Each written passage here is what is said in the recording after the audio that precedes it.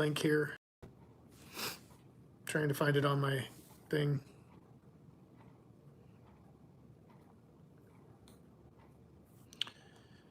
Let's see.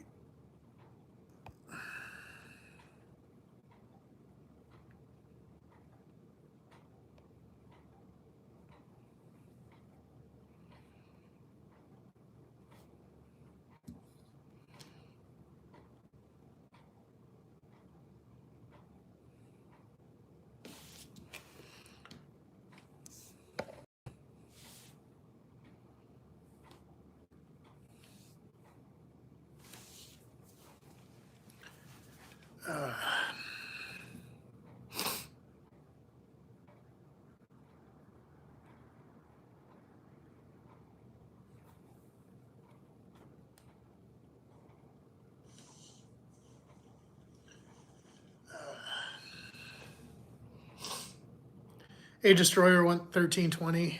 Hey, Jerry. Sorry about that. I'm kind of new to this whole technology thing, and I know my internet's lagging quite a bit.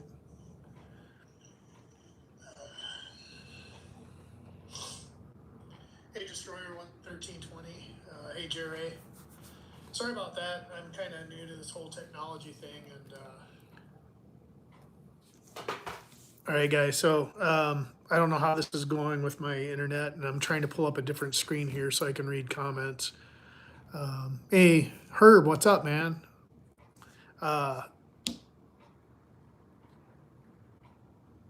Anyway, I just kind of wanted to do a live and see, it's been a while since I did one, and I thank all you guys are taking the time to show up.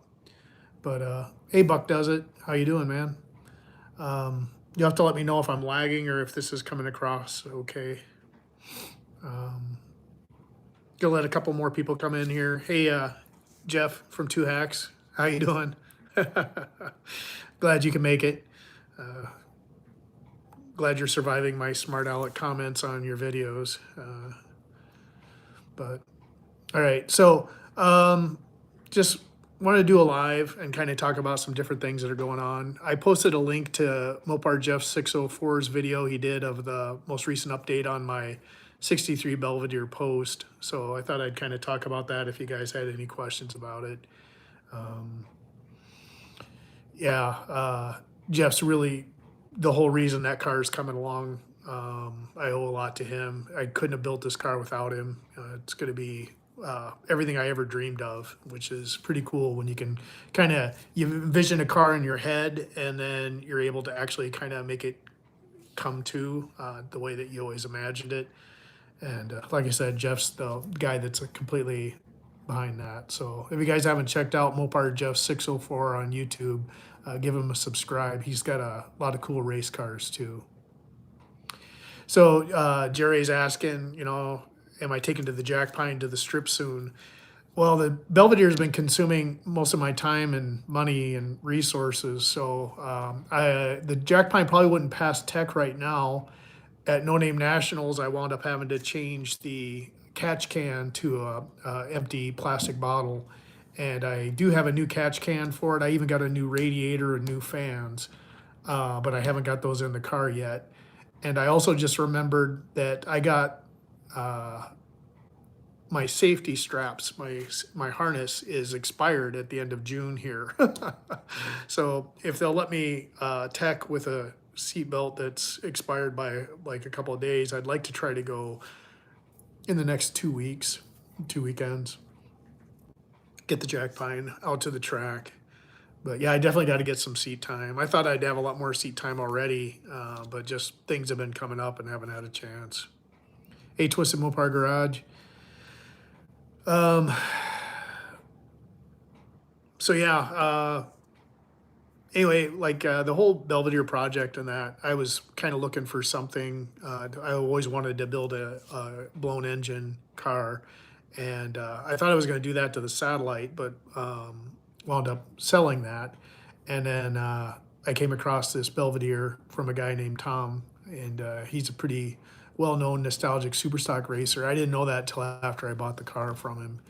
And the car was originally like a 273 V8 car. It was white with blue interior, just a post car. And then somewhere along the lines, a guy started to convert it to a race car, and it had a lot of stuff already done to it. Hey, Jeff, there's Jeff Mopar 6, Jeff 604. If you guys want to go to his page and subscribe. But the guy had welded in subframe connectors. He'd rolled the rear uh, wheel opening lips and put disc brakes on the front, had 11-inch drums on the back, and notched the front K-frame, and did a lot of stuff. But some of the bad stuff that he did is he fiberglassed over the floors so they looked better than they actually were. So we wound up taking a detour there and doing the floor work on that car. But now just pretty much got it mini tubbed. It's got most of the roll bar in it, and it's really starting to come together like a race car. So yeah, I don't know if they'd like the plastic jug overflow. I don't know if that would pass. So Twisted Mopar Garage says that's all he's ever ran, zip tied on. Well, that's exactly what mine is zip tied on. So maybe I'll get lucky. Maybe I'll be able to get the Jack Pine Pass tech. But kind of hoping Jeff gets his Duster ready too, so that we can take his son's Aspen and then the Duster and the Jack Pine to the local 8th Mile track here and do some racing.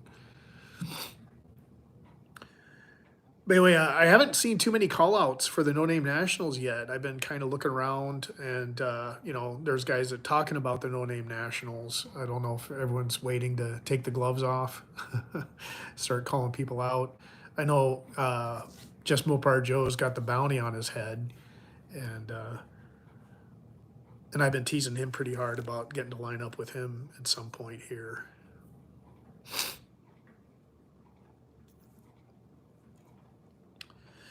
But so as far as No Name Nationals, Jeff from Two Hacks Garage here, me and him have talked about lining up Larry T. Bird versus the Jack Pine Savage. And he recently did a video where he's upgraded his converter and stuff in the car, and it seems like it's getting pretty snappy right about now. So looking forward to some more videos of that car on his channel. Definitely want some updates on Larry T. Bird. Otherwise, I'm going to probably call out Brewer Racing if they come again. And I was talking to the guy, Rob, from Rob's Garage. His dad is really into the older Mopar nostalgic race cars. And on Rob's channel, they're building his dad's 64 Post car. It's got a 470 stroker in it. And definitely if it sounds like they're coming to No Name Nationals, and they're the guys that had the satellite that I raced last year when I was there. So I'm really looking forward to meeting up with those guys and racing them again.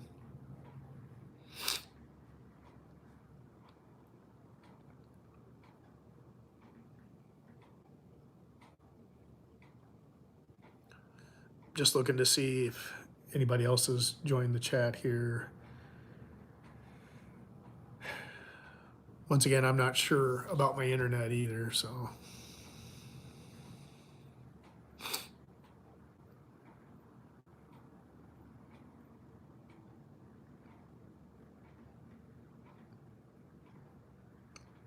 But anyway, just wonder if anybody else had anything to say about No Name Nationals coming up. Or is my screen frozen? I don't know.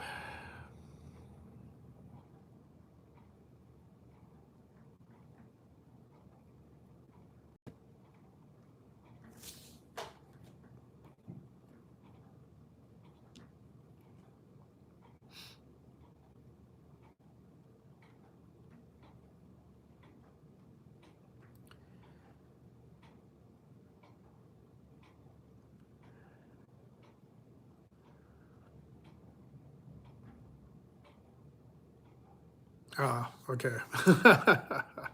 Yeah, this was kind of a last minute. I just wanted to jump on here and do some talking, see who's out there. I really want to get it set up for StreamYard. We're going to get a new router here pretty soon and see if that doesn't fix my internet connectivity. And then that way I'll be able to do some of the live streams in StreamYard like a lot of other guys do. I think those are always a little bit more interesting. NSB Custom Cars is in here. Glad you guys are here. Mopar Jeff asked me if I'm looking forward to painting. I still got a lot of painting to do on the Belvedere.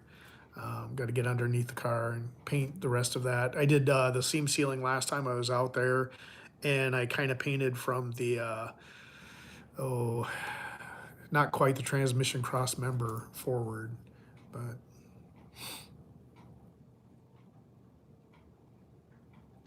anyway, been watching NSB Customs, and they've really got their Super B hooking hard with some cow tracks, and then watching Dean working on the Dart. And if they do get that rear suspension sorted out, that car is going to be an animal to deal with this year. And I hope they enjoy it, because when the Belvedere is done, I'm coming after them.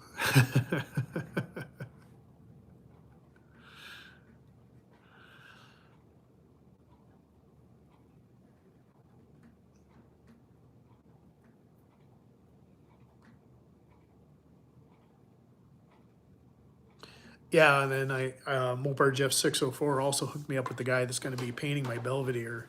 So that car is going to, this winter, it's going to be going over to his guy, and he's going to do all the body work.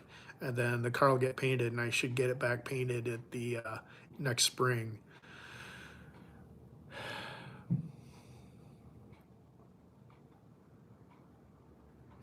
Yeah, yeah. Lee's saying that they'll be ready. Yeah. No, I just wish I had something more for the Dart this year. But sounds like Dean's going to give me a run for my money with his nitrous Super B. That ought to be a lot quicker now. But yeah, unfortunately, the jack pine has just been sitting in my garage since that last video I made where I parked the car. Just been getting after me to get that radiator changed, so we could try to go here in the next week or two. I said that in my last live stream. The radiator is a little bit small, and the fans that are on there are dinosaur fans that quit working pretty much altogether. So at No Name Nationals last year, and even at Oak Grove before that, the car was overheating. I had to make sure I took a lot of time in between my runs, so I didn't get make as many passes last year as I really wanted to. So this year, if I get the cooling system sorted out, maybe I can run the car more often. Hey, Jason's garage. Glad you could stop in. But yeah, I'm trying to think of who else besides Brewer. Like I said, if Rob Garage, if they get their 64, I think it's a Belvedere 64 Savoy. If they get that car done, I'd love to line up with those guys again, and and then Jeff from Two Hacks. I'd like to line up against Larry there.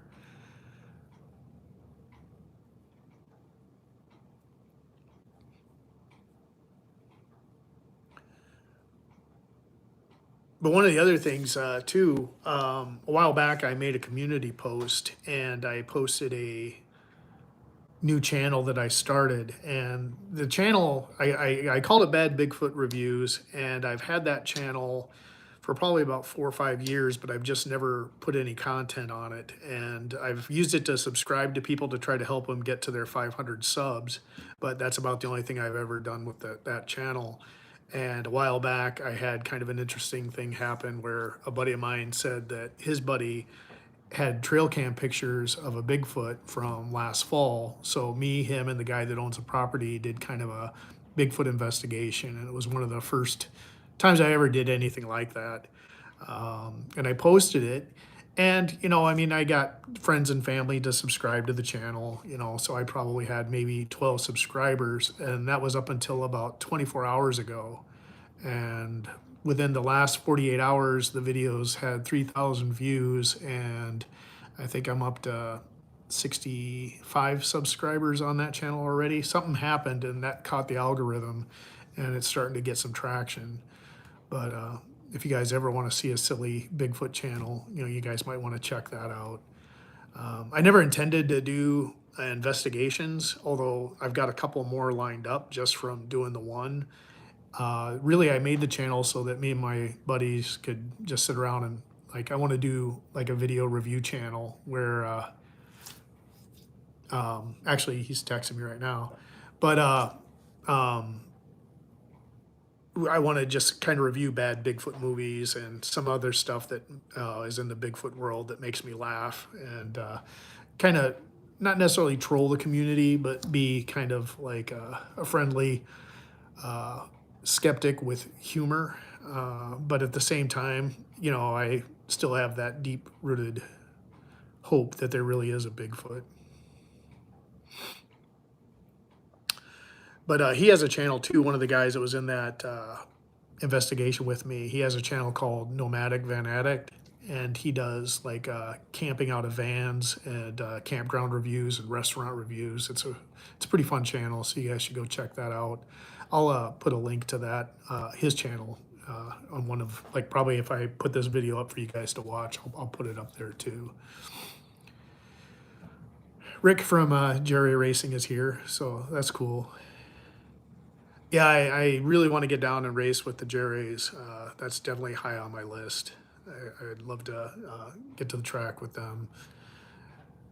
And yeah, the Jack Pine's probably upset with me. The other thing too is a while back I called, got a hold of the original. So I got the car from a grandson, and I spoke to the father, and the father gave me like a complete history of the car. And then his brother, it used to be the grandfather and the two sons would take the car, and his two sons would take the car drag racing. And one of these days, what we're going to do is we're going to get together, and we're going to go to the track, and I'm going to try to have them tell me like the history of the car and like some different stories about the car. So I'm really hoping to get that video put together for us at some point. I'm even going to, so the guy that owned the car was Tom, and his brother Ted was the one that actually drove the car. So I was going to let him make passes on the car too. Smile, Ruth. But anyway, yeah, so it'd be really cool to see the family out there supporting the car out at the track. I know Andy's cousin, the guy I got the car from, which would be Ted's son, races a Duster, and is pretty competitive. So I'd like to see what a real driver behind the wheel of the car could do. But yeah, I'd really like to do like a really good video about the car and its history. So I've been trying to figure out how I want to go about filming that. Hey, Dr. Art.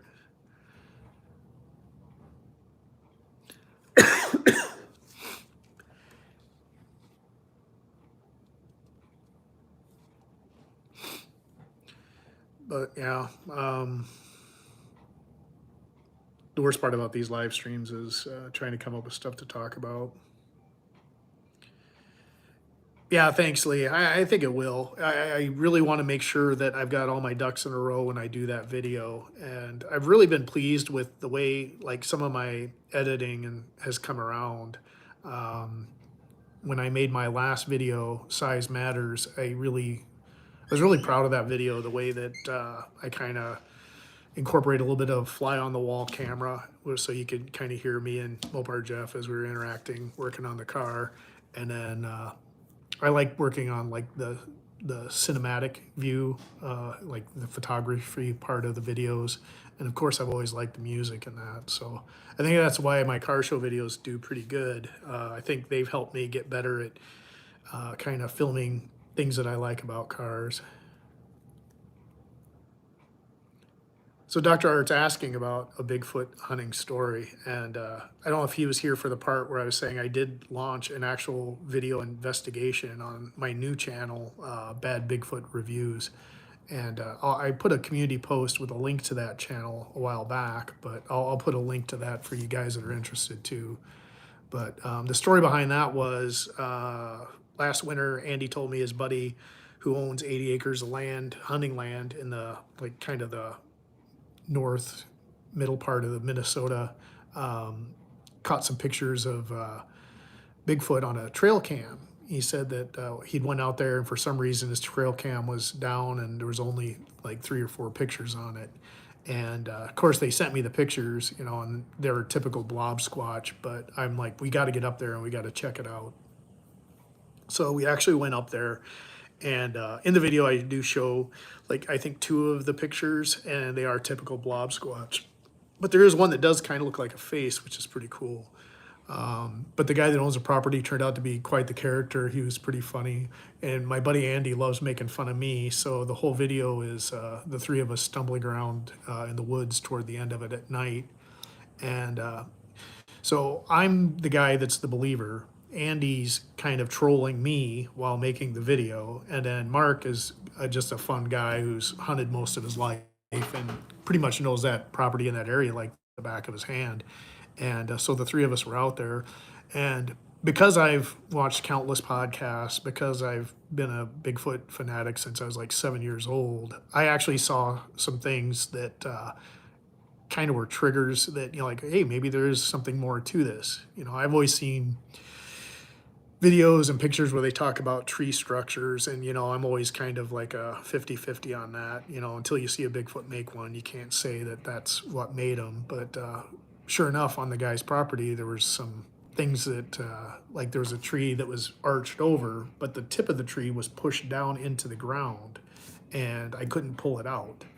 And then there was another really big arch that had trees that, like, say the arch was bent down this way, there were trees that were stuck across it like this, holding it in place, but they didn't break off. You could see where the tree, you know, bulbs and stuff, you know, were at the end of the trees that were crossways.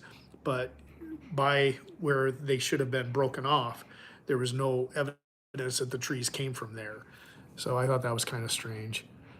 But other than that, you know, when we were there, we got to a lake. At one point, all the animals and all the bugs all stopped. And we heard a splash in the pond. And then we heard another splash. And there was one time while we were walking where we actually kind of heard a growl off to the right, but it was faint and we all stopped walking. So we stopped making noise and we all turned. And we thought it was from the same direction. All of us heard it. But then it didn't happen again. We shined lights in that direction, didn't see any eye shine or anything. But, you know, there's bears, you know, other animals out in the woods there. And, you know, it's probably beavers that were making splashes in the pond. But those were kind of some fun, interesting things that happened on that excursion, I should say. But since that last video blew up, I mean, it's almost had 3,000 views in the last 48 hours. And, so we're thinking about going either back up to and then right around. And he said he had a pretty interesting property way up north in Minnesota where the BFRO actually did an investigation. So supposedly a Canadian guy lived at that cabin for 4 years, and he told the guy that he sold it to that the Bigfoot were actually real, and you know, he swore by it. And the guy that owns the cabin now hasn't been up there since 2017, and it sounds like he's going to let us go up there, so that's going to be kind of fun. Hey, Mike Iben. That's the other thing I want to do for Mike is I do want to make a video with the jack pine. I need to show him what the stall converter is actually flashing at. So I got a car and get it into third gear and drive along and then hit it so that it'll flash, so I can kind of see where my converter is actually flashing at. But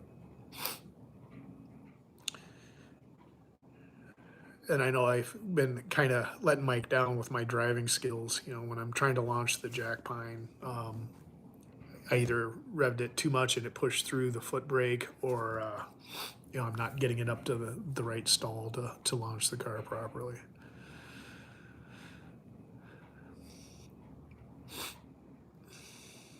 Looks like a few more people are joining us, which is always fun.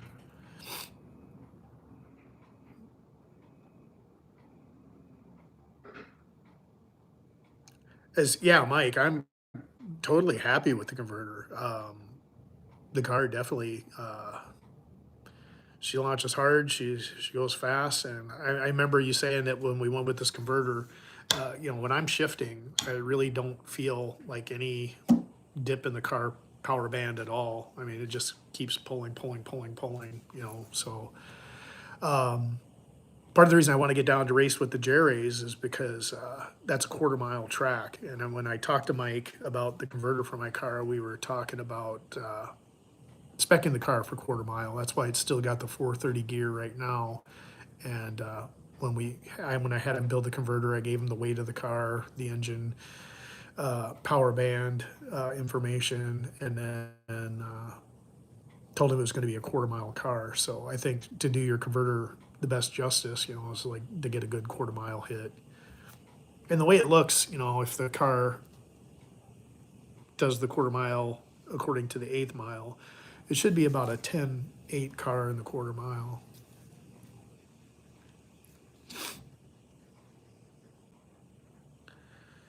But yeah, if anyone on here is looking for a converter, definitely get a hold of Mike. You can talk to John Wilburn and get his contact information, or contact Top Line Converters. I know that's who Joe uses too. So, and I think there's a few other guys at the No Name Nationals that use Mike's converters. So, nothing but good things to say about that. I know Mopar Jeff 604 likes the Sprag in the converters, and then the one I did was Spragless. So maybe on the Belvedere, when I order a converter from Mike, we'll go a different route, because that car is going to be a little bit more of a street car than the Jack Pine. So I'm not going to go with like the 8-inch converter on that one.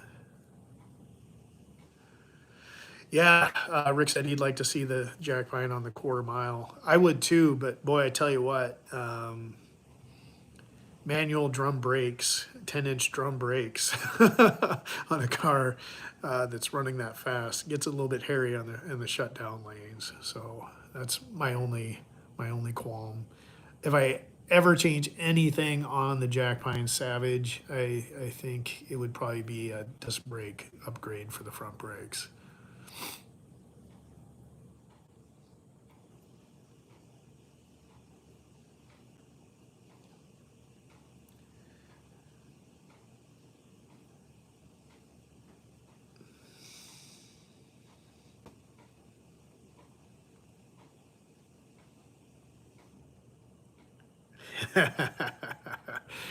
Yeah, I want to be like NSB Customs and pull the parachute. That's what I got to do. Yeah, and I really like Tri-State. That was a really nice track when I went down there and watched you guys race that last year.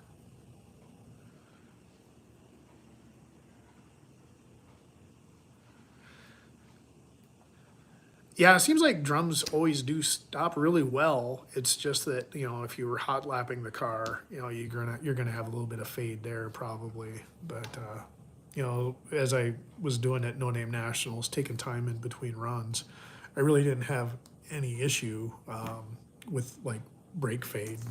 Just that that when you're trying to slow down at the end of the track, it gets pretty exciting.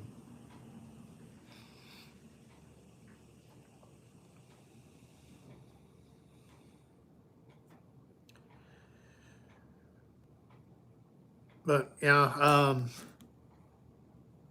I was kind of wondering too, like, hey John, what's up? John Wilburn just joined the chat. It seems like the Belvedere doesn't get very many views on those videos, and the Jack Pine sure is getting pretty popular. And I actually saw a short that had my car featured in it, which was pretty cool. When you see someone else that puts up a video of your car, it's always pretty fun.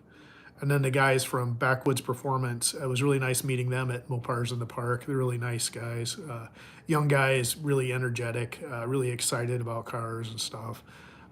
So it was really fun kind of interacting with them. And then they made a video, and then they had Jack Pine in that video. And they mentioned talking about Mopar Jeff. They got to meet him. We were actually going to work on Gentle Ben. they have a locked out distributor in that car, and Mopar Jeff was saying, "Hey, you should try, doing a curved distributor," and he was gonna like do something else for him, and we were gonna load their car up on a trailer, take it over to Jeff's, which wasn't too far from Mopar's in the park, and have him do it at Jeff's house. And I thought that would have been a really cool collaborative video with the Backwoods Performance guys, but they were really pressed for time. They came all the way up from Kentucky, I think it is. So they had to worry about getting back home.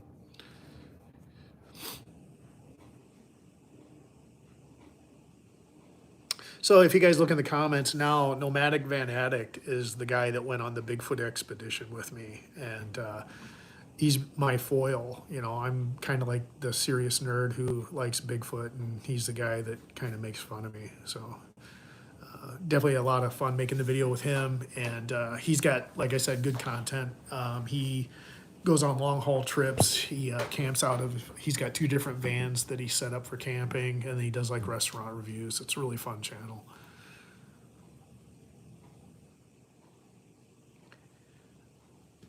Yeah, yeah. So the Belvedere. I keep saying it's going to be my street car, but it's got the better roll bar in it now, thanks to Jeff. And part of the reason I went with the Hoosier, I think they're 29 by 11.5 wides, so they've got like a 14-inch tread and like a 15.5-inch center section, is because I looked at drag radials, and the only people that really make a drag radial the size that I wanted was M&H, and those radials were $528 a piece. So I saved $200 per tire just by going with the slicks. So that's how I wound up with slicks on my street car. Eventually, someday I'll be rich enough to afford when that Bigfoot money from my other channel comes in. First thing I'm going to do is buy drag radials for the Belvedere.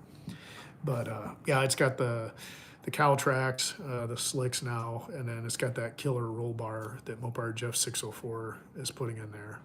You definitely got to check out his last video if you want to kind of see how that's coming along. I watched it. He's got like maybe over 100 views on that video, and I bet 98 of them are my views.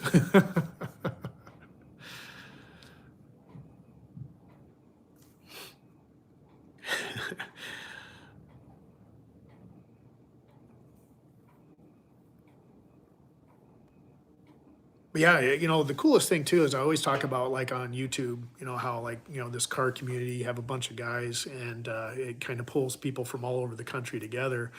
Well, I bought the Belvedere from this guy, Tom, and I knew he was a nostalgic super stock racer, and I knew that he'd won a couple like world or 3 world championships in like his division. I think he's in the 10.5 index.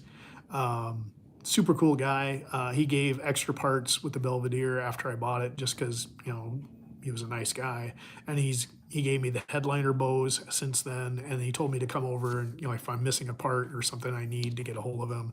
If he doesn't have it, he knows somebody else that will. But what's really cool is Bob Hill from Rob's Garage. It's Rob's father who's building the 64 Savoy or Belvedere. I met him through Facebook, and we were chatting in Messenger, and we were talking about our cars, and he was telling me that he knows Tom, that he's raced with him, and I'm like, wow, man, that's a really cool thing. It's kind of a nice small world, when you get into the car world.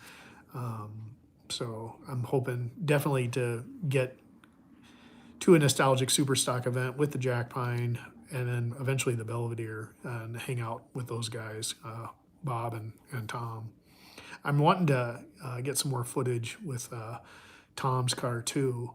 I was thinking that when me and Jeff get my car ready to take from his place to mine, I might load it up on the trailer and call Tom, and if he's around, I'd like to take him to the car and show him what we've done with it so far since I bought it from him. I thought that'd be another kind of an interesting video idea.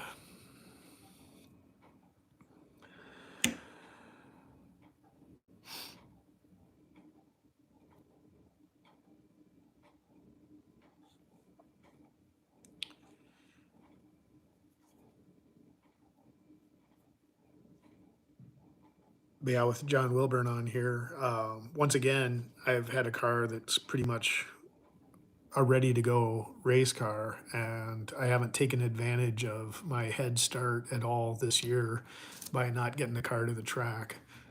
So I'm probably going to wind up being in the same position I was last year, where when I line up, I'm pretty much going to be giving everybody the hit off the line.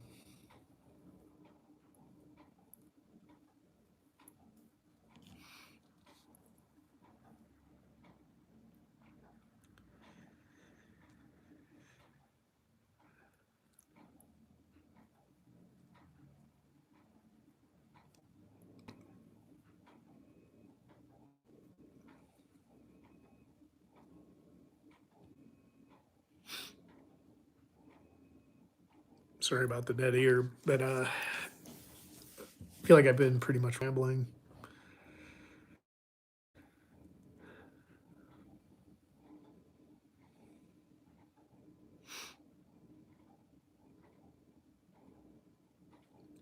Hey, Ryan. So NSB saying get some practice with that trans brake, and I kind of mentioned that too. That's the other thing I've been kind of lazy about getting done. I need to get a new drive shaft, and I need to get a new like yoke for the front. Because right now I've got the 7290 to 1350 conversion U joint in the back. I've got the factory heavy drive shaft, and then I want to get a 1350 yoke for the front and a new drive shaft. And I'll probably go with the chrome moly steel drive shaft because my car doesn't warrant the money to spend on like an aluminum drive shaft at this power level.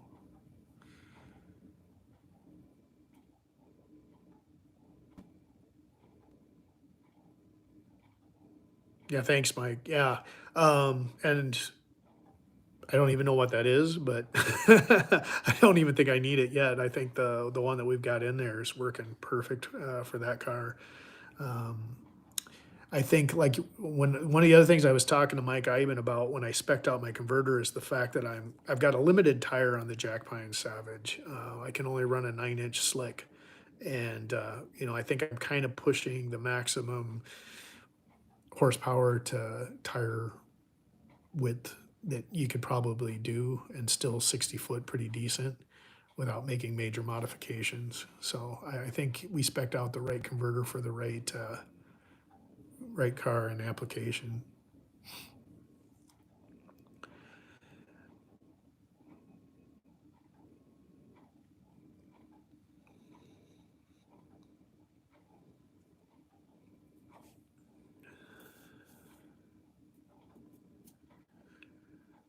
But Ryan is the guy who at the Mopars in the Park. It's his friend who has the cabin that saw this hat and mentioned that he might have a property that would be good for us to go up and check out.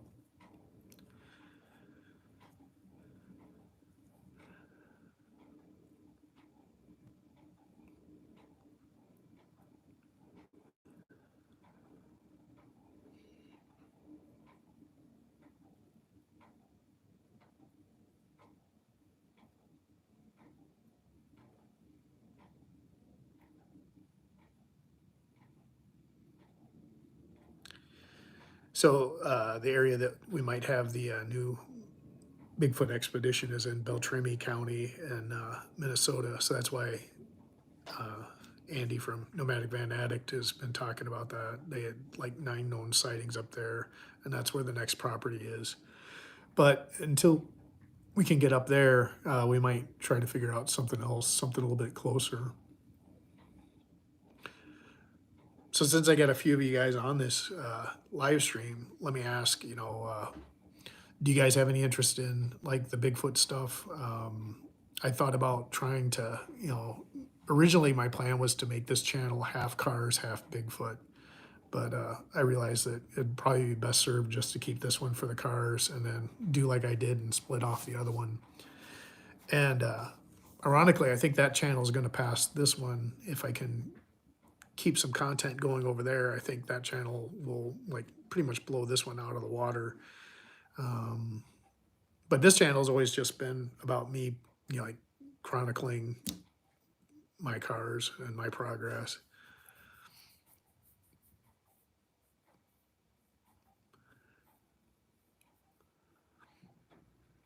I actually have a question for John Wilburn too. And, like at the No Name Nationals and stuff, we have all the different types of car awards and that.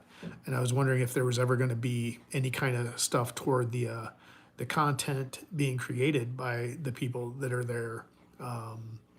If there was going to be maybe some sort of category for like editing or photography or, I mean, there's so many different channels out there and so many cool guys, and we all watch everybody's channels for different reasons. And I know like you can't help but like see standout channels, like let's say Duddy's Adventures. Duddy's definitely got an awesome style. It's entertaining watching every one of his videos and the way he does things.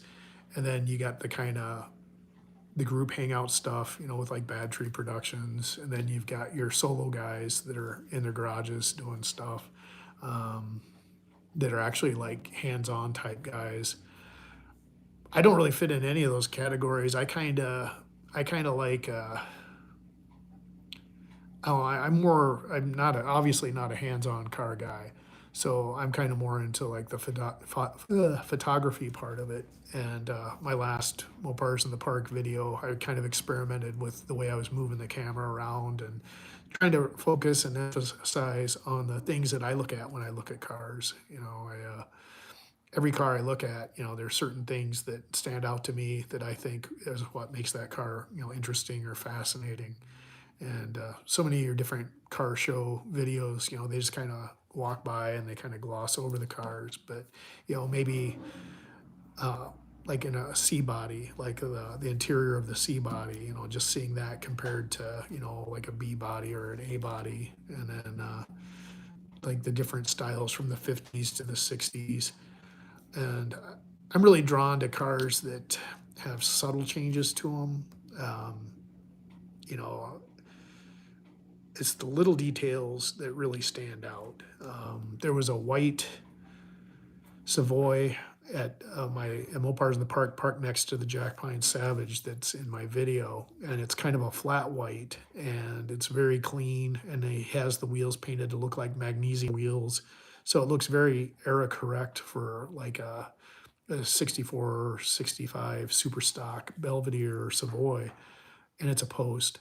But under the hood, he had a pro-charged low deck 400, which was stroked as well, and the car was making well over, close to 900 to 1,000 horsepower, and everything fit underneath the factory super stock hood scoop.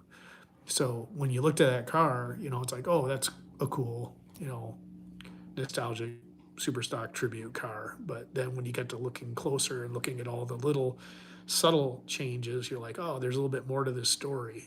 Those are the kind of things that fascinate me about cars, and those are the kind of things I look at when I look at other people's cars.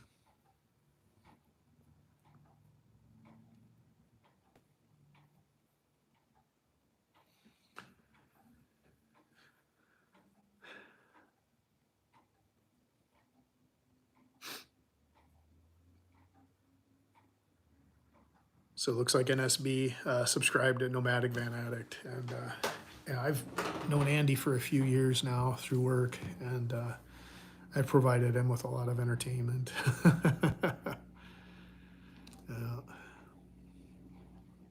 I figured Andy from Nomadic Van Addict would like track and travel with Rick, because they're kind of into the same thing when it comes to like RVs and camping and like the modifications and stuff.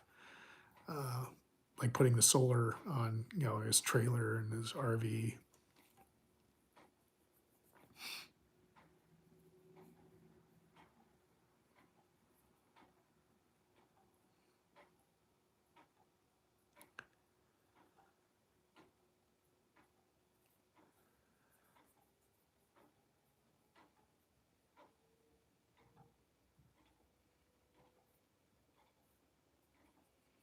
Just trying to read through some of the comments on that.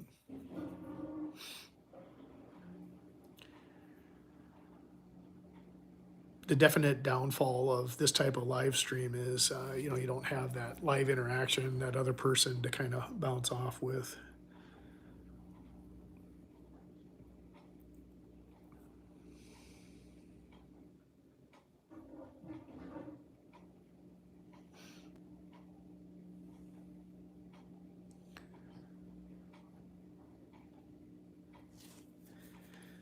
So Mike's asking about like an overdrive in the Belvedere, and right now it's kind of getting. I've kind of reached the old. What do you mean? What do you say? Kind of reached my budget with that car, and it's kind of getting some leftover stuff right now. So right now it's going to get the reverse manual valve body 727 that came out of the jack pine. I'm just going to freshen that up, and then I do have that 440 I was going to put in my truck that I could always put in the car if I'm in a pinch to get an engine in the car and get it running. I definitely want to get one of those precision shifters, and I'd like to do this car as kind of a gizmo car as compared to the Jack Pine, which is more of like a more nostalgic car. This one, I want to do like, might even go as far as to do like a delay box and the auto air shifter and stuff like that. So it's going to be a kind of a combination of. I want kind of a cross between the old school and new school look with the car. I definitely wanted the A100 bucket seats, but the cage is going to be a more modern roll bar. It's got Caltrax instead of super stock springs, and just like kind of the best of both worlds.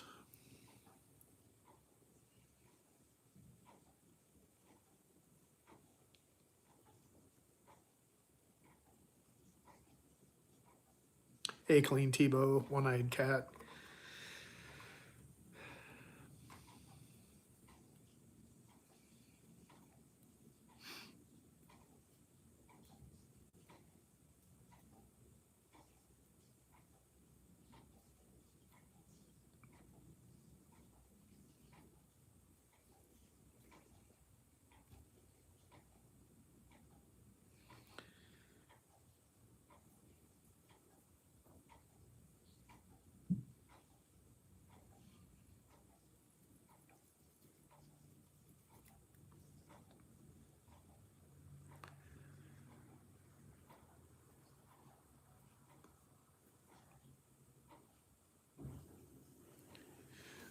So anyway, this last weekend, I was supposed to work, and I wound up having something happen, and then I was kind of laid up, and then I had the day off, and I worked the next 3 days.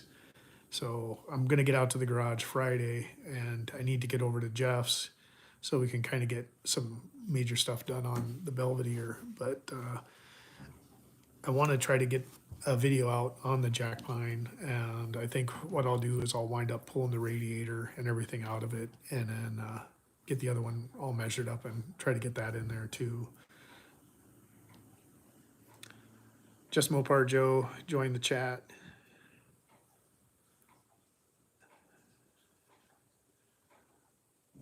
And I have a lot of fun joking around with Joe as far as like teasing him, and he's definitely somebody that I want to go to the track with, and I definitely want to line up next to.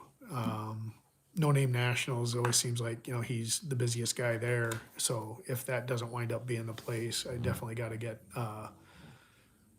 get down there so that we can do some track time together.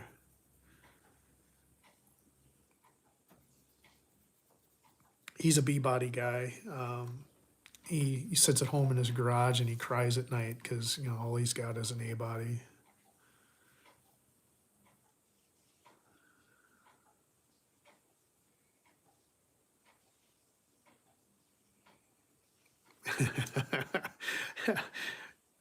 After I take a dig at him, he gives me a compliment.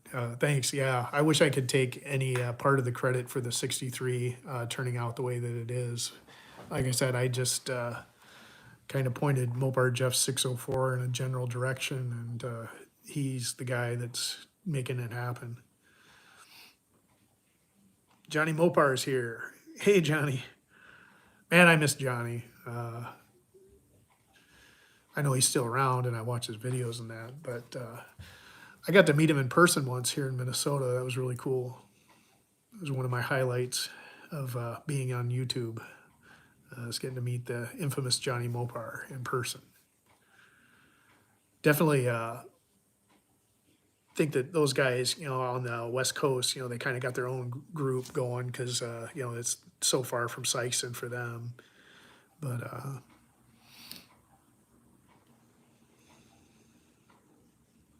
hey, Nathan's Mopar Garage.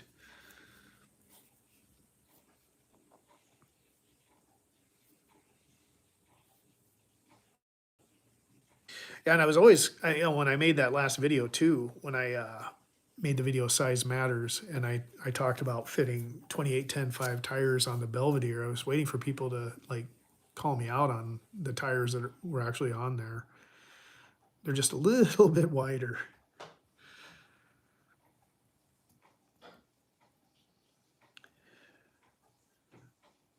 I was saying that they qualify for 28-10-5 because they're 14-inch tread, so that's 28 inches, and the car is going to run 10-5. So I should be able to run in the 28-10-5 class.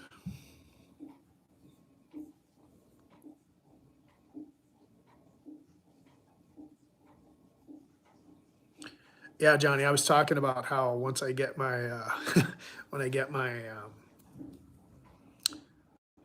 new router and everything, I want to get set up so I could do a StreamYard because those live streams are a lot more entertaining, I think. I do think that sometimes there gets to be too many people on a live stream. I think, if I was to do them, I would try to have like special guests like John Wilburn does, but like for different reasons than John does it. Like one of my favorite YouTubers is Chris Testa of Testa Speed Shop at No Name Nationals. Me and him hung out. It was like hanging out with my brother, even though I've only known him from YouTube, and just have natural conversations with him. So to have him to talk to on this live, you guys would be a lot more entertained than just me sitting here trying to read comments and talk off the top of my head.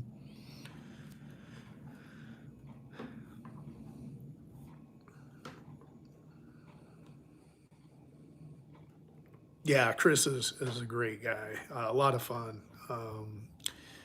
I introduced him to the term freets. It's a special term that only me and my friends used back in the day. And I'm the master of freets.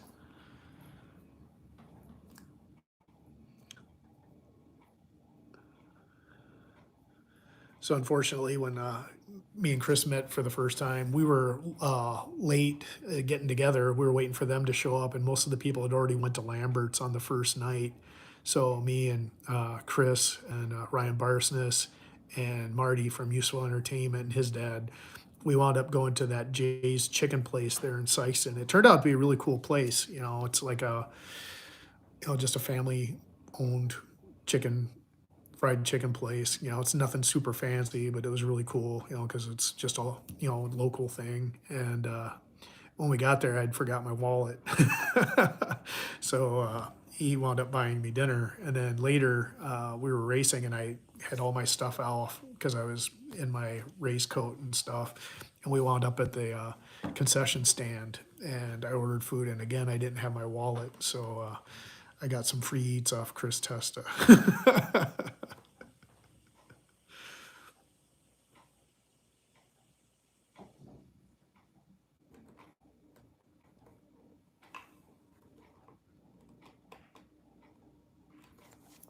Yeah, I agree, Johnny.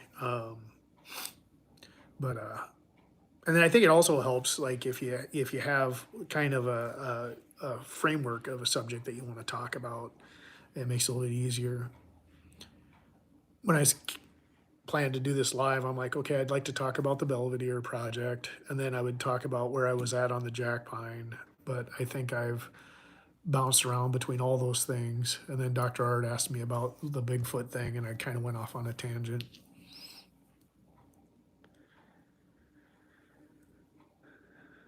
But Johnny's got that really cool concept going with his group of guys on the West Coast and some other people, that budget build, where they're all building engines and seeing what they can do with them.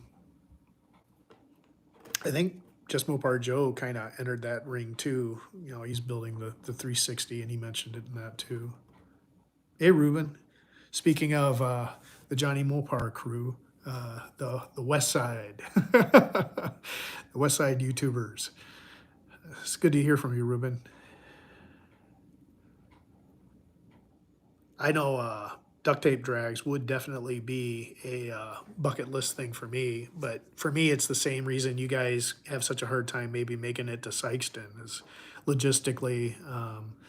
I know when I drove from Sioux Falls to Flagstaff, it was like 22 hours that I drove straight, and I still had a ways to go to get to Yuma. So, you'd have to definitely split that up. Pulling a car, I wouldn't want to drive that many hours in a row.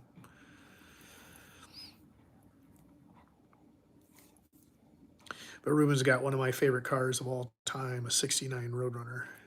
That's a bucket list car for me. Which probably sounds weird that I wound up selling my '68 Satellite, but I'll get a '69 someday. When all that Bigfoot channel YouTube money comes rolling in, I'm going to buy a '69 Roadrunner. But I'll probably have to split some of the profits with Nomadic Van Addict.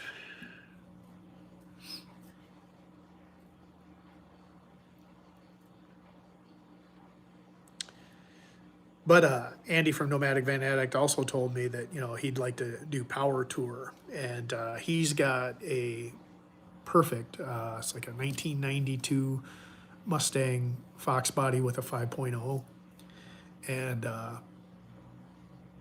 he takes it out to Sturgis to the Mustang Rally every year, and that would be an awesome car to do that.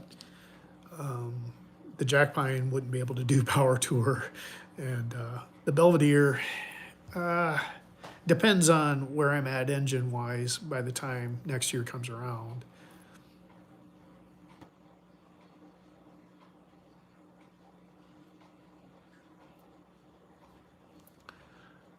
Yeah, Ruben said he'd like to do a Mopar for the street racing and the back half track non-prep type racing.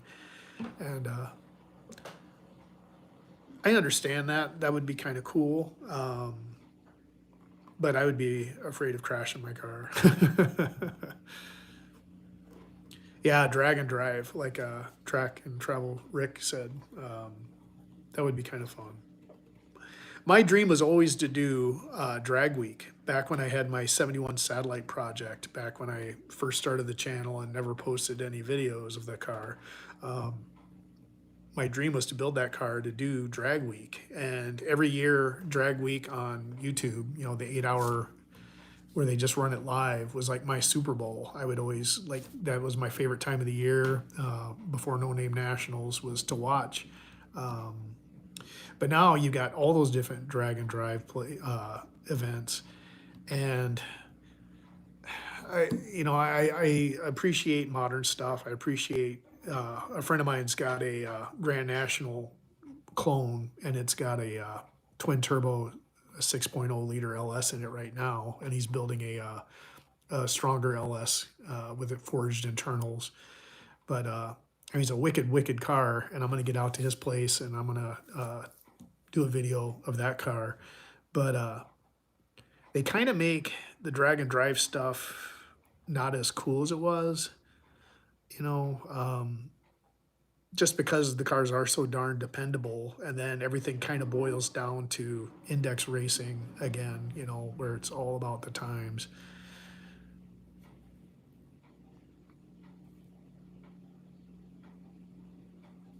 Just more Joe likes to drag and drag. Yeah. By that, do you mean like when you're in the Bad Tree production short where you were wearing the pink pants kind of drag or drag racing?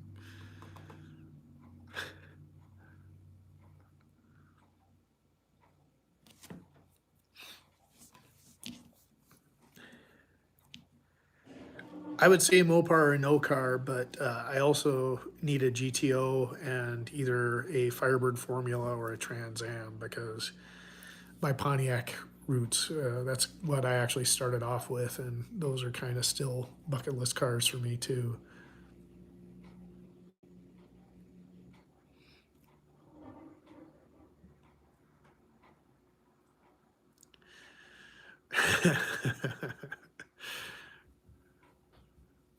Well, that's good, Joe, because my wife really liked that video too much.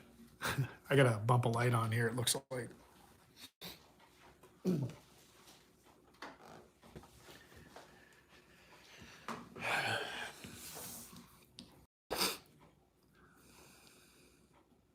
But I wonder what it's like actually being Mopar Joe and you got a bounty on your head.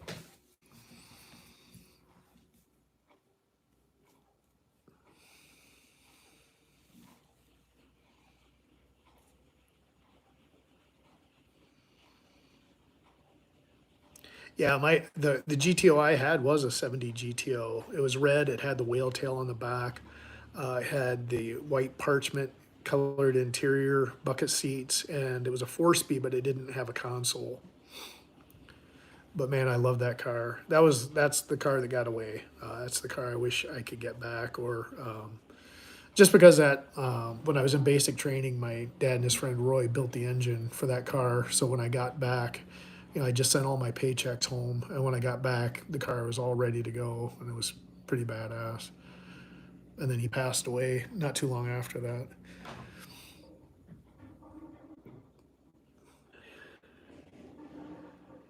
I sold a Harley to get back into the car game.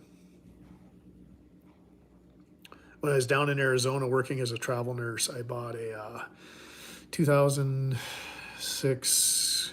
It was a soft tail, but it was the skinny tire in the front with the 200 millimeter tire in the back. It was the blue, the chopper blue, light blue metallic color. Yeah, I had the engine all chromed out. It was a sweet bike, but I grew up. My dad had Gold Wings, and then I had a CX 500 custom, and we used to travel all over the country on motorcycles every summer. And the Harley just wasn't that one in particular because it was more of a bar hopper. Just wasn't as comfortable to take out on open road trips.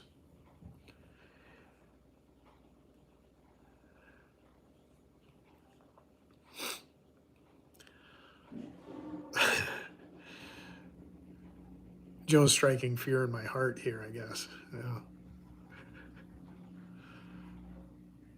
That was my one disappointment with the No Name Nationals is I kept figuring Joe's got the bracket race, he's got the 28-10-5 class, so I kept kind of staying away. I knew he had a bunch of stuff going on, and then finally when we were going to try to go line up and race, someone comes by and says, "Oh, they're done."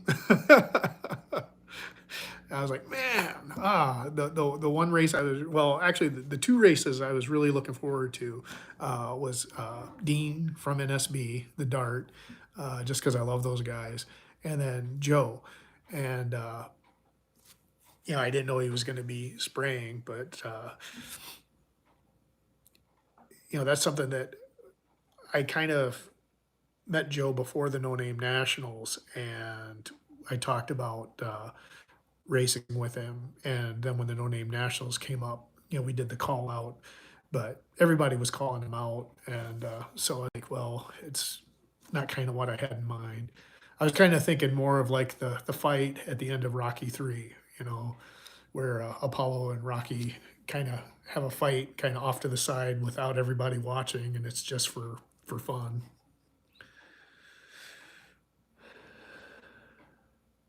Hairspray.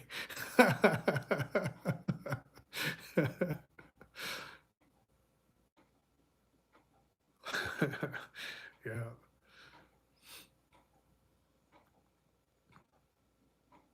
I'd say let's go off the trailer, Joe, but I don't know. I think you've already got something like that going, and if not, I'm sure there's other bigger things going on than me racing first set down the track.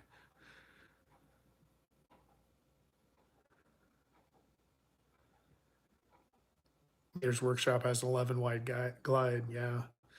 Yeah, I just chose wrong when I bought my Harley. I think if I would have bought like a bagger or something, I probably would have got a heck of a lot more use out of it. But shortly after I bought it, I moved to Minneapolis, and I work as an ER nurse, and well, I'm old, so driving a motorcycle in the city wasn't very fun. And I work overnights, so I like to go for night rides.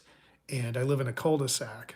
So one day I'm like, oh, I'll be really smart. My cul-de-sac, my driveway is kind of tilted down and the cul-de-sac's kind of tilted down.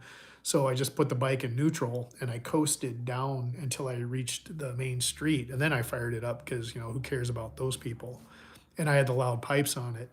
And I went for a ride. But then when I came home, I'm like, oh, yeah, I still got to make noise for my neighbors because I got to go uphill now and I can't push the bike uphill. So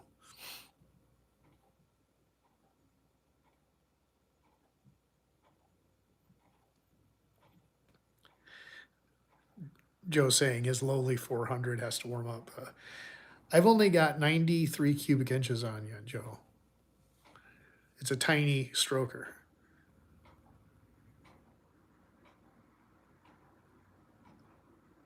Yeah, that's part of the reason I'm going with the new radiator and everything is because I want to be Duddy this year. I want to be the guy that people get tired of watching me go down the track. Not that I got tired of watching Duddy, just that it's like, oh, here's the Jack Pine Savage again. Oh, there it is again. But I had some cool races. NSB, that was just a blast. Like I said, that was a bucket list thing. And then Brewer's Performance, I watched their videos and I knew their GTX was fast. And I watched them race and they were beating people. And the first time we lined up, I'm like, oh man, I'm lining up against Brewer Performance, and I blew him away. I beat him by car lengths because he blew his clutch up. And they were parked kind of over where we were parked, and I could see he had his GTX up on the trailer, so it was up like a ramp, and they were underneath it, and they were working on it. And I'd go over and talk to them. They were super cool guys, and he had that GTX, and then they had that '69 black primer tubbed car there too that was really wicked. It had a 451 stroker in it, I think. So I was over there talking to them and nice guys and that. But I guess he wanted to run them again. And we did. And that was a good race. Like I said, if we would have left the light at the same time, I think we would have crossed about the same time because that was a tight race. When you looked at the slips, I think he ran up 6.78 to my like 6.80, which if I just would have had a good reaction time, that would be a good race. 50-50 on who's going to win. He'd probably always win because he has more experience. But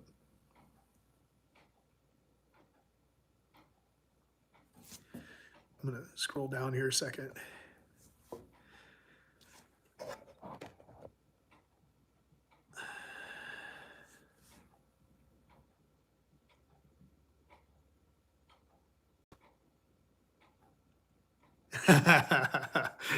If you guys see Mopar Jeff 604's comments in there, he ran the best time in that car off the trailer. I mean, so the way the car's sitting right now, the carburetor is exactly like it was on the dyno, which isn't the best tune for one of car engines in a car. And then I had the air cleaner on it the whole time. And the car also has an air box that seals to the hood. So hopefully if me and Jeff get out to the track, we can seal the airbox to the hood and then run without an air filter. That should be almost good for a tenth if we can get the carburetor. According to him and his dad, the plugs were showing that the car was running super rich. And those are the exact same spark plugs that were in the engine when we dynoed it. I haven't even changed spark plugs in the car. So I think we are going to be able to get a couple more tents out of the car, and you know, I think we got some tricks up our sleeve, so should be maybe a bit faster than we were last year. And I'm just going to have to pull a bunch of red lights until I figure it out.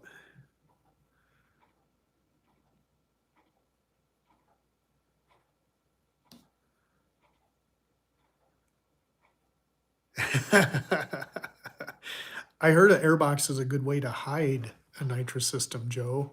If you put it big enough, make it. Uh, but yeah, it's going to be fun.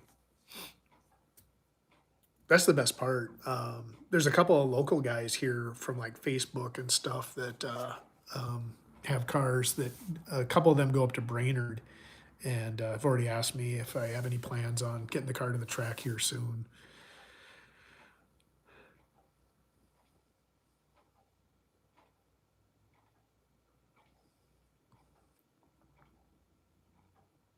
But yeah, it's definitely addicting going down the track.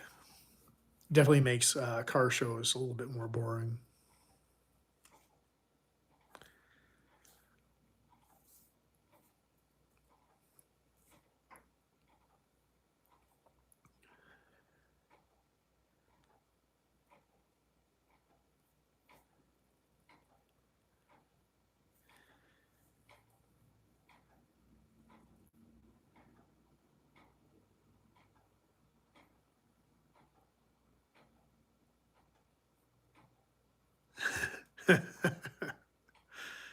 Yeah.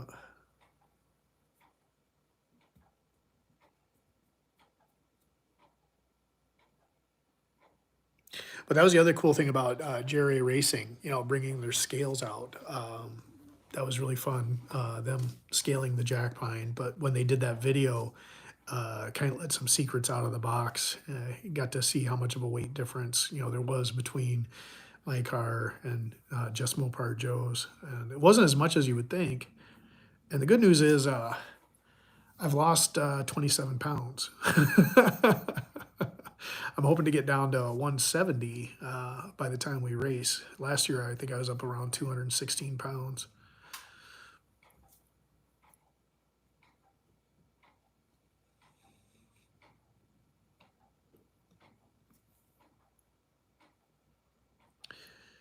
Mopar Jeff 604 son Tyler, he usually runs faster than everybody, and it's because he's weighs a lot less than the rest of us.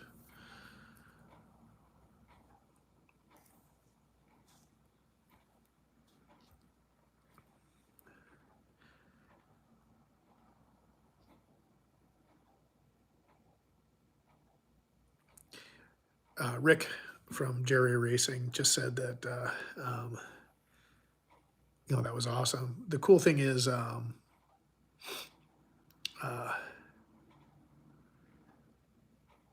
sorry, someone just sent a text. They said that their car is even faster this year, and I know they had like Ed do some balancing on their crank and everything. So it'd be cool to see what they're running now. Plus, maybe their car's a little bit stiffer now that they put the roll bar in it too. So maybe they're seeing a little bit better 60-foot times.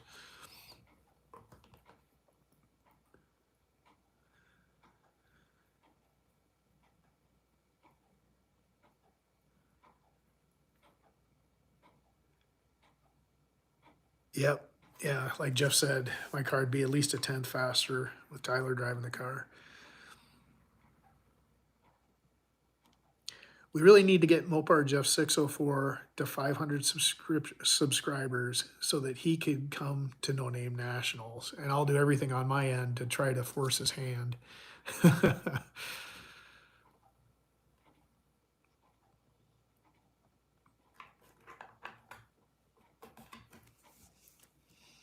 So that's a secret. Don't stay hungry, hungry for the light.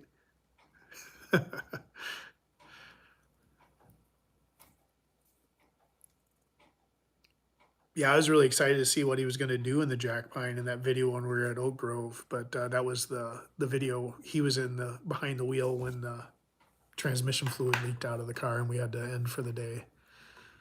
But that would have been fun to see if he would have got like a 6.7 out of the car.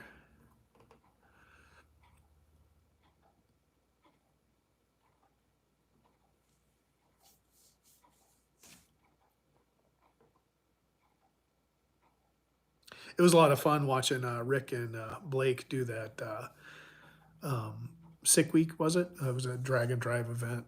Getting to see behind the scenes, people doing the race.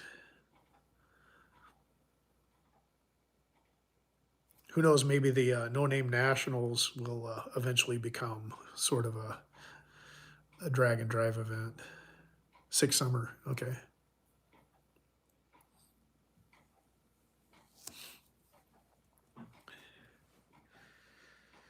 Then I need a box.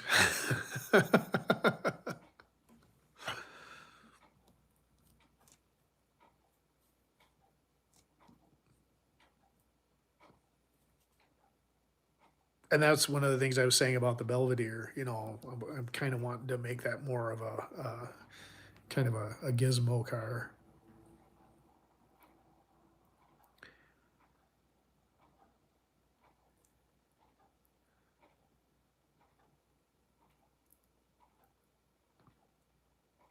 It was actually pretty nice today.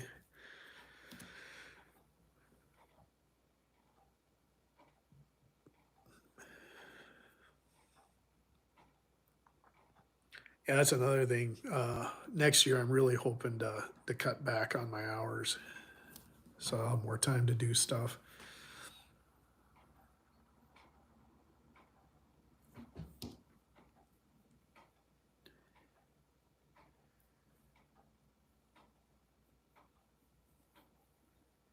Yeah, I can't even remember how much it cost me to go to No Name Nationals. I know it was about 700 and some miles for me one way, and pulling that heavy duty implement trailer was a 22-foot like tilt implement trailer with a winch. It's meant to pull construction equipment and stuff. It was a really heavy trailer. I was averaging around 8.5 to 9 miles per gallon. So with my little one little 1500 Silverado.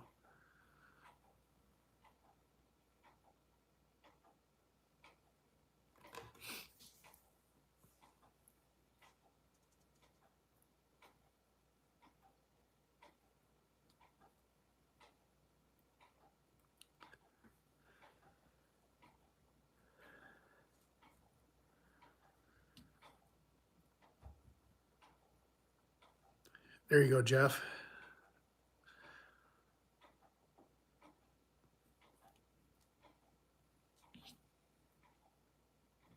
Hey, J-Bo. Glad you can make it, man. Yeah, I'm just horsing around on here.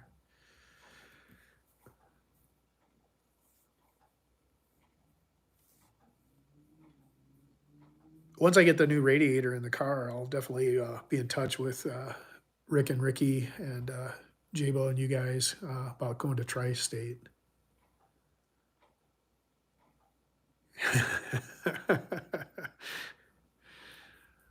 Jeff ain't got time for 10.5, 28.10.5.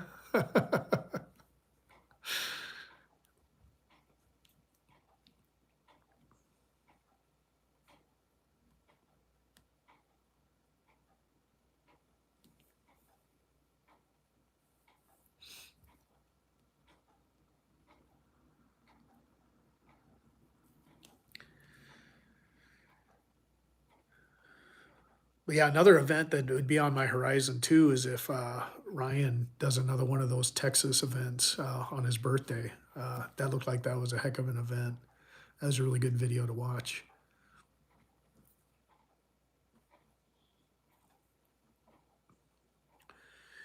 But Joe, us Mopar guys are going to have to get our stuff together because looks like the Streetcar Chronicle guys were kind of beating up on the poor Mopar guy there by himself down in Texas.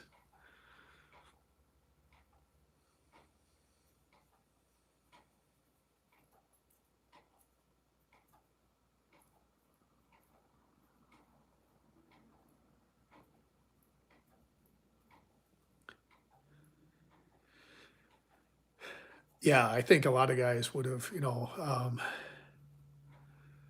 yeah. Although Duddy was under the impression that he was, stomping the crap out of those guys. Sweet. So that at least, knowing that, that's something we can plan for.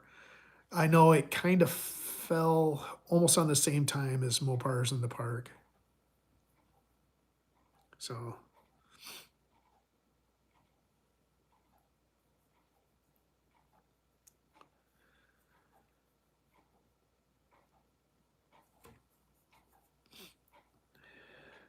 but yeah, I was watching like, Duddy's videos and that, and they were talking about, how much time difference there was by running no air cleaner, and that's when I remembered, oh yeah, yeah, the Jack Pine still has the air cleaner on it.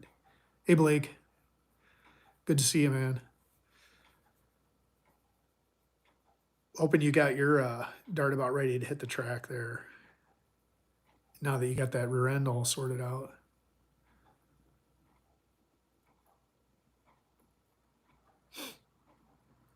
I know you guys were talking about building another engine on the side, and I still got that forged crank and pistons for a 30 over 451.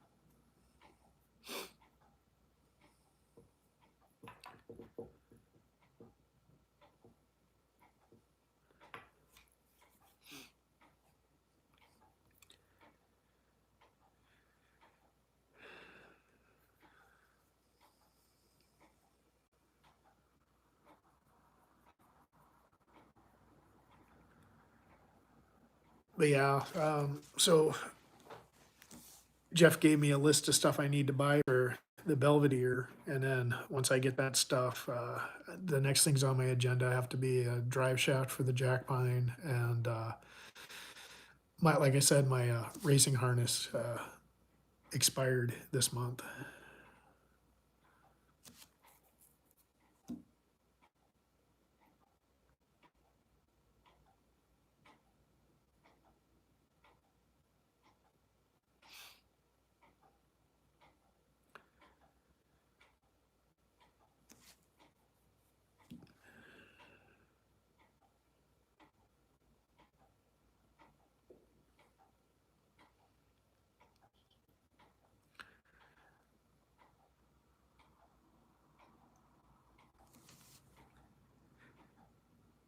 Yeah, this weekend, if I get the axles in and we get that all into the car, like Jeff said, that'll be leaving his shop so he can get some of his stuff in his garage and start working on it. And that's where the real excitement's going to happen. Um, I think he's going to get his Aspen going first, and then hopefully get that blue car to the track too, his wife's Duster.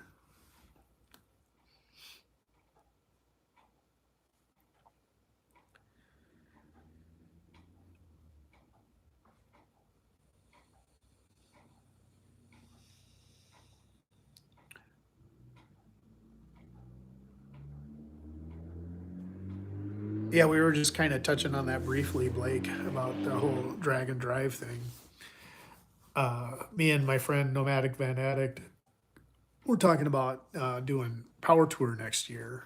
So got to try to figure out a car to do that. Like I said, he's got that really nice Mustang.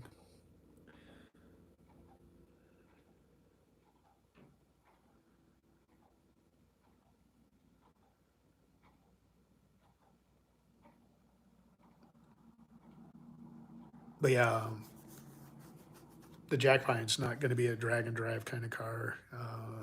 The irony is when we took it to Mopars in the Park and I unloaded it from the trailer, it was kind of dark and there's a toggle switch. And when I hit it, all the dash lights came on. And then it does have two LED turn signals in the front grille. You just have to flick it by hand, and the brake lights work. So it's like all the lights work except for the headlights. the headlights are the bottoms of coffee cans. They're just like aluminum kind of bolted there to make it kind of look like headlights, which I think looks really cool, but it doesn't help you if you're doing like a drag and drive event. Plus, no windshield wipers or windshield wiper motor.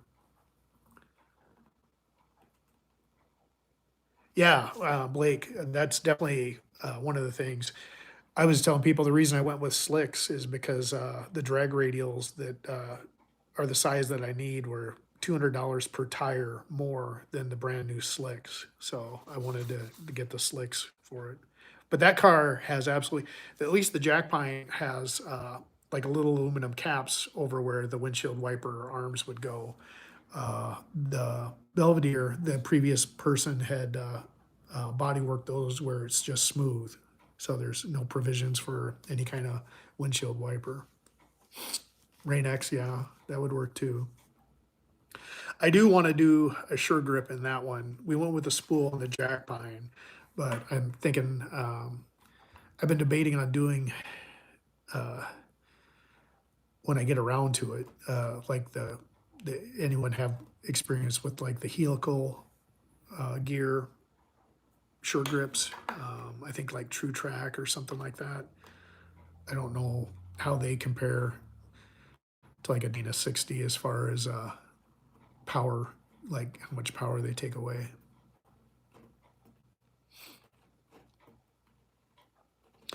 But yeah, the Belvedere is going to be a full interior car and minus back seat. And then, like I said, we did the cow tracks, and Jeff kind of made sure that the sliders were going to have a little bit more room than they recommend, so they won't bang around as much. And then,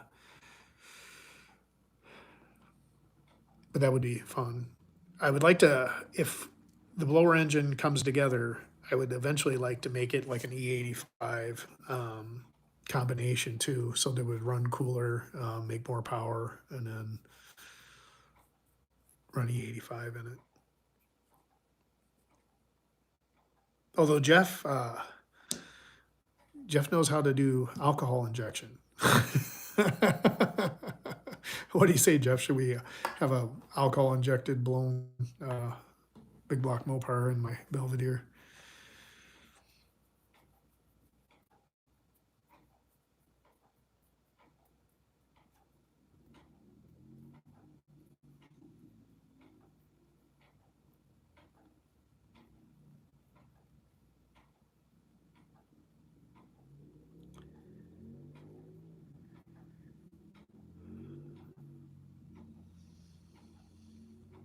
Coors injection.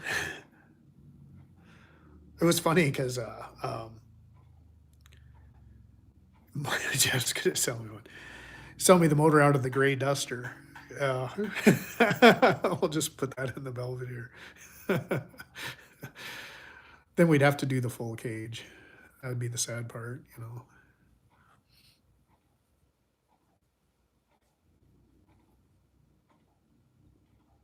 That's the car I'd like Jeff to bring to No Name Nationals is a gray Duster.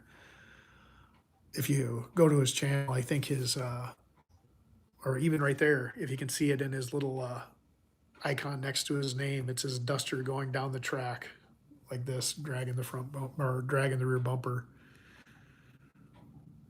Yep, 950 horsepower. And that's his second fastest car, right, Jeff?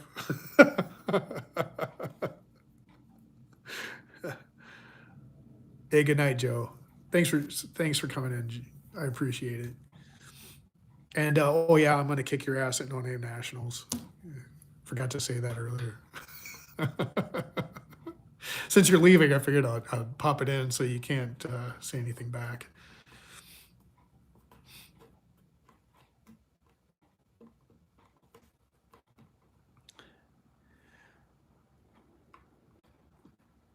But I have been on here a while, and I'm kind of rambling. Oh, Joe did hear it.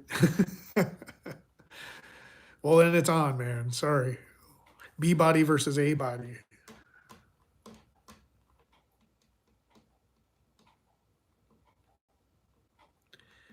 Yeah.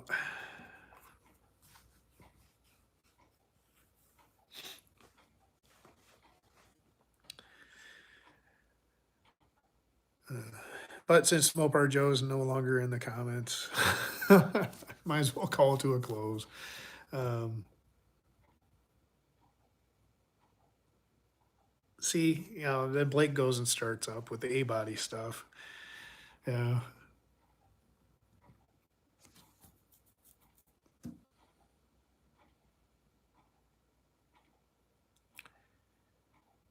I'm pretty much B body for life, I think.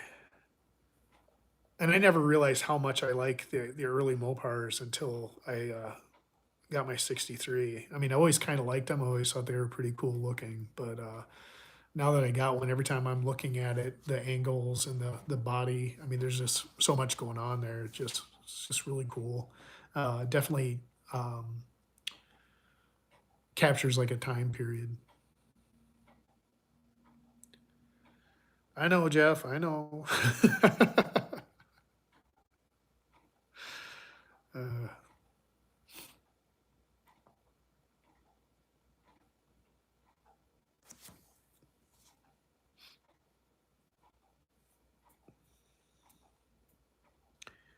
But yeah, Blake, I was also saying earlier too, definitely got to get down to Tri-State because when Mike Iben was in here, we were talking about the converter we spec'd out for my car and how my gear ratio and my converter and everything was actually set up for quarter mile.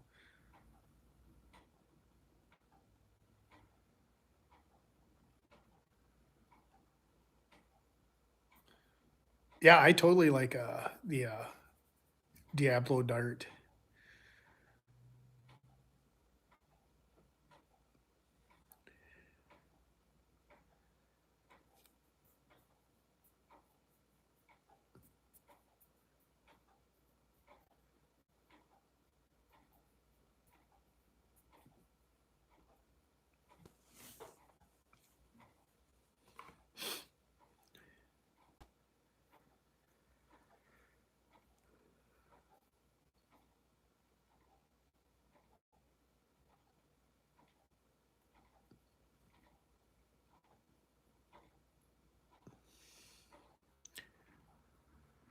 Anyway, I was starting to say earlier too, I've kind of rambled about as long as I can think and probably longer than I should have. Uh, Appreciate all you guys coming in here. Like almost all my favorite people showed up, which is awesome. I want to thank you guys for checking in. And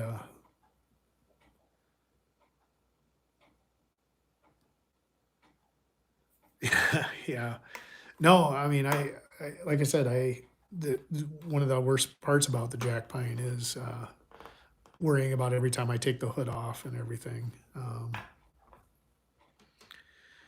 But yeah, Rick, definitely going to be in touch with you. Like I said, Blake, I was going to get a hold of Rick here when I do finally get the radiator and the Jack Pine so that we can get down to the track. I got to get ready so I can stomp the heck out of that dart NSB has. Gonna get the nitrous figured out. Oh, shit! Forgot to. Not gonna say anything about that. But all right, guys. Thanks a lot for checking in on my live, and talk to you guys later. See you guys in other live streams and other chats. Have a good night, man.